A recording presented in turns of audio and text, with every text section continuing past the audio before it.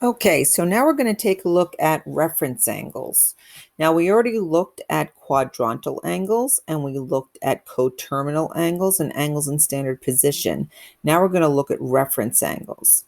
So, associated with every angle drawn in standard position, except quadrantal angles, there is another angle called the reference angle. Now, this is important. All of these words in the definition of a reference angle are very important. It's the positive, can only be positive, acute. Acute, remember, means less than 90 degrees. So the reference angle has to be positive and it has to be acute, and it's formed by the terminal side of the angle with the x-axis. Okay, only the x-axis, never the y-axis. Reference angles may appear in all four quadrants. Angles in quadrant 1 are their own reference angles. So if you take a look at the reference angles here, these are just some examples of where they can fall. And of course, they can fall in any of the quadrants. So in the first quadrant, we have really in every quadrant, we have our initial side, but then we have our terminal side in quadrant 1. Now, really, there's different formulas here that you can see. The reference angle equals the angle itself in quadrant 1. In quadrant 2, the reference angle equals 180 minus the reference angle, etc. Okay, and you can see what those formulas are. However, I don't like memorizing formulas even in math. I like the understanding of it. And really what a reference angle is the number of degrees of rotation that the terminal side has to go in order to reach the x-axis. So here, if you look at the terminal side and you're looking at the x-axis, you're looking at how many degrees do I have to go to reach that x-axis. So in this case, it's going to be 60. Okay, because it's 60 degrees to get to that angle, it's going to be 60 degrees to get back to that x-axis. So that's 60 degrees. Here, I'm traveling 120 degrees. That's my standard angle. But I want to see what my reference angle is. Well, my reference angle, again, is how many degrees my terminal side has to rotate to get to the x-axis. Okay, the x-axis here. So if it already traveled 120 degrees and this is at 180 degrees, that means it goes another 60 degrees to get to the x-axis. All right, here, quadrant 3, I go 240 degrees. Okay, but again, I'm looking for the number of degrees that the terminal side would have to rotate to reach the x-axis. So since this is at 180 and this is at 240, that would be another 60 degrees. And here, I'm going all the way around to 315. But again, how many degrees does it take to get from that terminal side to the x-axis? And that's 45 degrees. Okay, so that's really how we're going to be coming up with our reference angles. Okay, so important again, to reiterate, is the fact that the reference angle is measured from the terminal side to the x-axis, never the y-axis. So for each of the following angles, draw a rotation diagram and determine the reference angle.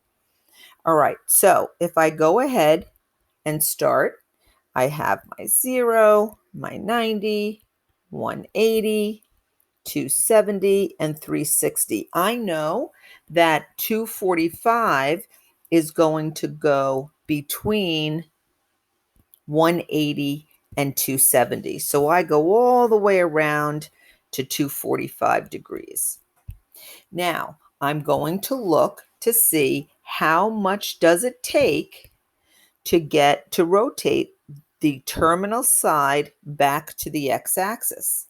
Okay, so I'm going to see what is the difference between 245 and 180. And I get 65 degrees. So my reference angle is 65 degrees. Is it positive? Yes. Is it acute, less than 90 degrees? Yes, it is. Okay, so this is my reference angle in here, and it's 65 degrees. So now I'm going to go ahead and do 290. Okay, so I go 0, I have to go past 90, I have to go past 180, and I even have to go past 270. So I know that my reference angle, or actually my original angle, ends, the terminal side is in the fourth quadrant here. Okay, so I went all the way around and got to 290 degrees.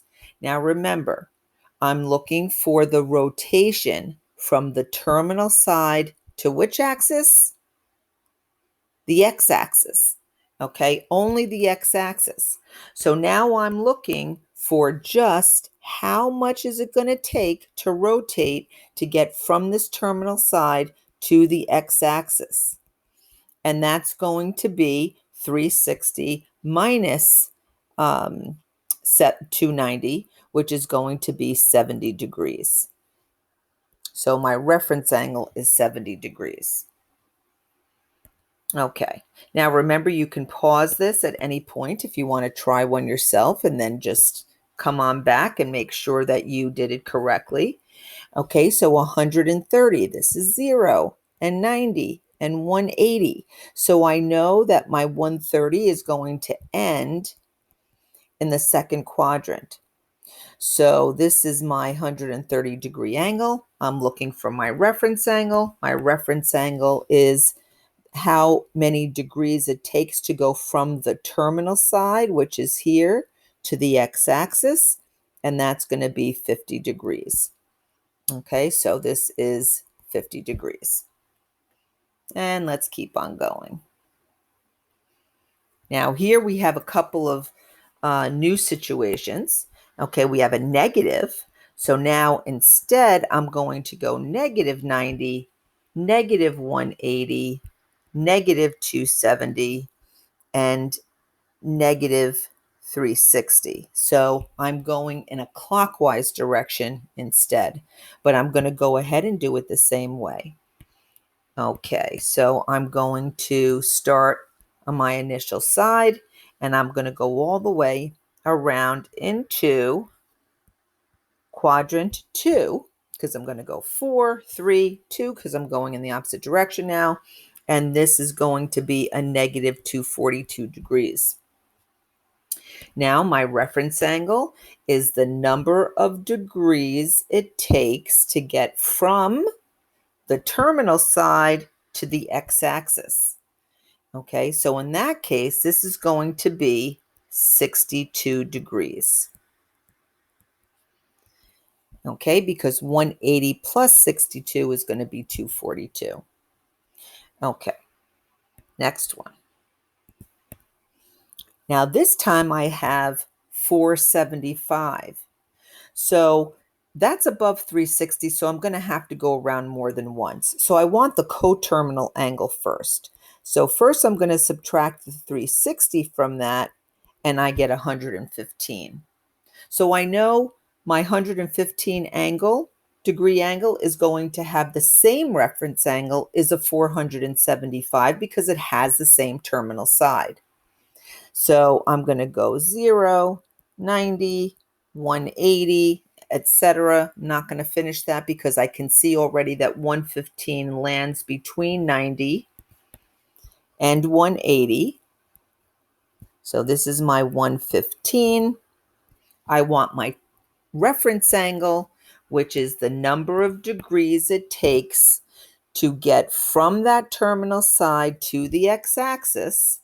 So I'm going to subtract the 180 minus 115 to see how many degrees are left to get there, and I get 65.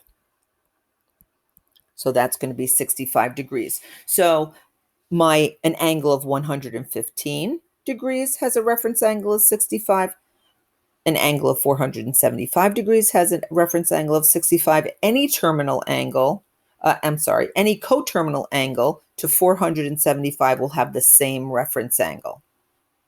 Okay, so now I'm going to go on to the next one. And the next one kind of combines the last two. It's negative, and it's also, you're going to have to rotate around more than once. Okay, so I need a coterminal angle first. So I'm going to add 360. Okay, so when I add 360, I get 72, I believe. Okay, so it's a negative 72 degree angle. All right, so I'm going to go ahead and draw that out.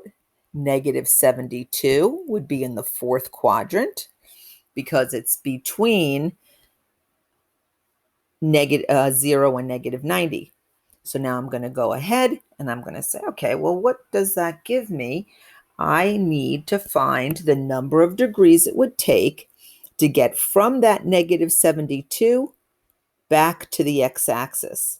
And that would be 72 degrees. Now, remember, it has to be positive. It can't be negative. Okay, so, and if you look at it, you're going in a counterclockwise direction, which is always positive anyway. So either way, it would be positive. But just so you can make note of that, it's still 72 degrees. Okay, and that is reference angles. Now, reference angles are very important for everything that we're going to be doing coming up. So make sure you understand them. You're going to go ahead and do the questions on this Google form and see how you do. Okay, good luck.